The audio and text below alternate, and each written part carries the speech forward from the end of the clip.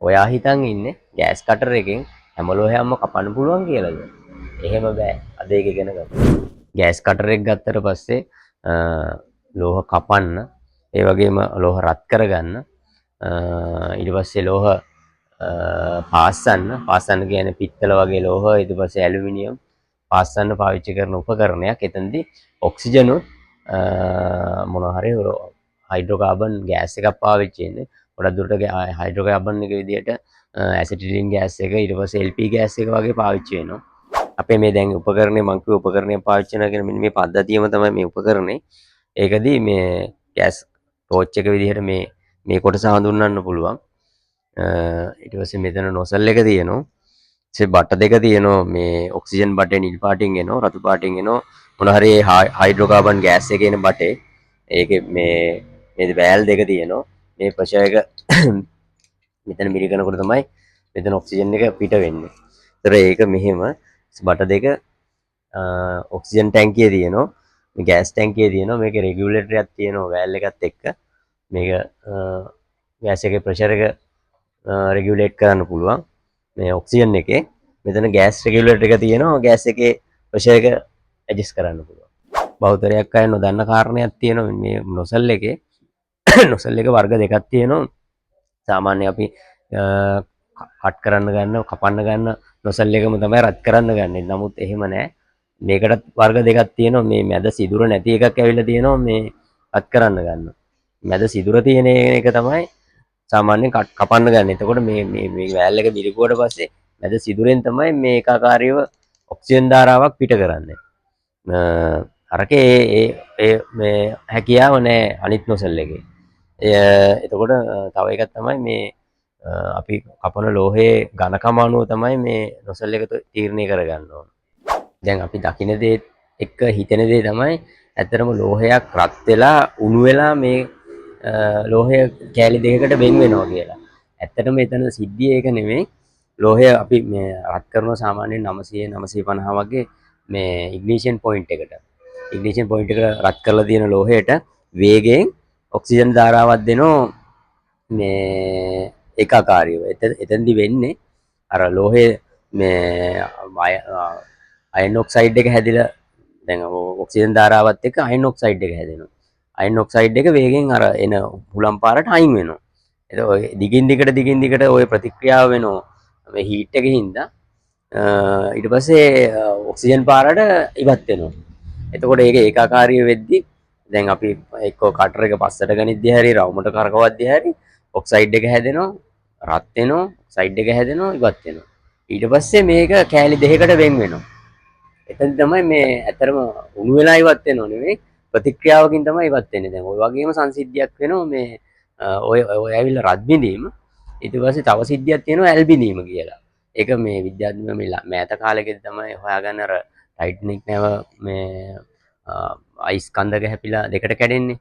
එතනදී දැන් සාමාන්‍ය ඒ වගේ ඝනකම තියෙන මේ නැවක් වගේ එකක් එහෙම කැඩෙන්න බෑ.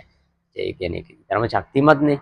නමුත් අර ඇල්බිනීම කියන සිද්ධාන්තයේ හින්දා ඒ හීට් එකේ තියෙද්දි ඒ කූල් එකේ තියෙද්දි වැඩිච්ච සිද්ධියෙන් කැඩෙනවා. ඒකත් එක්කම ලෝකෙට විවෘත වෙනවා අලුතෙන් මේ තියරි එකක් මේ ඇල්බිනීම කියන එක. ගෑස් කටර් එකකින් ලෝහයක් තහඩුවක් හරි මොකක් හරි කපනකොට අනිවාර්යෙන් මලකඩ තියෙනවා නම් මලකඩ ඉවත් කරගන්න. ග්‍රීස් ඔයිල් තැවරිලා තියෙනවා නම් ඒව ඉවත් කරගන්න ඕන. නැත්තම් හරියට කපා ගන්න බෑ අපිට. ඒක වෙන වෙන ප්‍රතික්‍රියා වෙනවා. අනිත් එක තමයි මේ උපකරණ පාවිච්චි කරන තැන මේ ඔයිල් ග්‍රීස් තරම් මේ තැවරිච්ච රෙදි තියෙනවා නම් මොනවා හරි ගිනි ගන්න જાති තියෙනවා නම් ඒවා ඉවත් කරගන්න ඕන. අනිත් එක තමයි සේෆ්ටි පැත්ත උඩරිම බලන්න ඕන. ගෑස් එක මේ ටෝච් එක වහද්දි ඉස්සෙල්ලා ගෑස් එක වහන්න ඕන. ඊට පස්සේ තමයි ඔක්සිජන් එක වහන්න ඕන. අනිත් එක මොනවා හරි මේ හේතුවක් හින්දා ගින්නක් ඇති වුණොත් කලබල වෙන්න එපා. එතනට අදාළ මේ ක්‍රියාමාර්ගය හරියට කරගන්න බෑ අපි කලබල වුණොත් එහෙම. දැන් රෙගියුලේටරෙන් එළිය පැත්තේ නම් මොනවා හරි ගින්නක් ඇති වුණේ ගොඩක් වෙලාවට මේ දැන් මේ බටයක් වෙන් වුණා කියන්නකෝ. වෙන් වෙලා ගෑස් එක පිට වෙලා ගිනි ගන්නවා නම් අනිවාර්යයෙන්ම මේ වායුගෝලයේ තියෙන ඔක්සිජන් එක කවලම් වෙලා මේ ගින්න ගිනි ගන්නේ මේක බටේ කෙලවරට වැඩිය ටිකක් ඈතින්. සමහරට අඟල් 6ක් වගේ ඈතින් වගේ තමයි එක්ක අඟල් 3ක් හරි වරේ අත දාන්න පුළුවන් මට්ටමක ඈතකින් තමයි මේ ගිනි ගන්නෙ. එතකොට මේ රෙගියුලේටරෙන් එළිය නම් අපිට ඇඟිල්ලෙන් වහන්න පුළුවන්. මොකද පාර එකක් තුනක් අතර වගේ පොඩි පීඩනයක් දෙන්නේ. අනිත් එක තමයි මේ ඔක්සිජන් එකේ රෙගියුලේටරේ හයි කරනකොට දැන් මෙන්න මේ වගේ ඇන්ගල් එකක් තියාගන්න ඕන.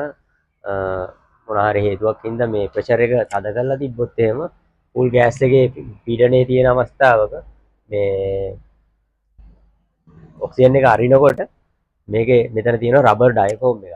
මේ ඩයෆෝම් එක දුර්වල නම් මේක කැඩෙන්න පුළුවන්. කැඩුනොත් එහෙම මේ කොටස කෙලින්ම වෙඩිල්ලක් වගේ වේගකින් මේ මෙතනින් ඉවතට විසි වෙනවා. එතකොට ඒක සාමාන්‍යයෙන් පහළ මට්ටමක තිබුණොත් එහෙම එක්කෝ අපිට එහෙම නැත්නම් මොන හරි මේ අපේ වටිනා කියන දේක හානියක් වෙන්න පුළුවන්. එක්කෝ තව කෙනෙක් හිටියොත් ඒ මනුස්සකෙන් ඒවා දින්න පුළුවන්. ඒ හින්දා මෙන්න මේ වගේ ඇන්ගල් එකක් තියා ගන්නවා නම් හොඳයි. මීටරෙත් පේනවා. එහෙම හානියක් වෙන්නෙත් නැහැ.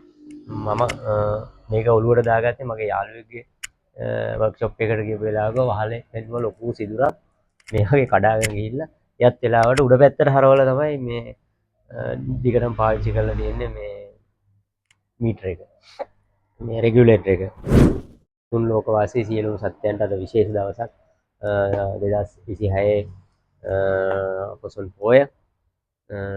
ඉතින් විශේෂයෙන්ම කොල්ලන්ට කියන්නේ කොල්ලොන්ට ඉතින් විශේෂ කොහොමත් බයික් අරගෙන මේ ඉතින් පෙට්ටු දාගෙන එහෙම යන්න එපා. ලයිට් ගහගෙන හෝන් ගහගෙන ඔයගොල්ලෝ මේ රටට සම්පතක්. ඒ වගේම දෙමව්පියන්ට මේ වටිනාකමක් ඔයගොල්ලෝ මැණික් කැට වගේ අනාගතේ බාර ගන්න ඉන්න පිරිස බොහොම පරිස්සමින් මේ පොය දවසේ හරය හිතට අරගෙන බොහොම නිවිලා ගිහිල්ලා දන්සල් වඳින්න. පොසොන් කලාප කියන තියෙනවා ලස්සනයි බලන්න යන්න. පන්සල් යන්න. එහෙනම් සුබම සුබ දවසක්. සුබම පොය දවසක්. හැමෝටම බුදු සරණයි.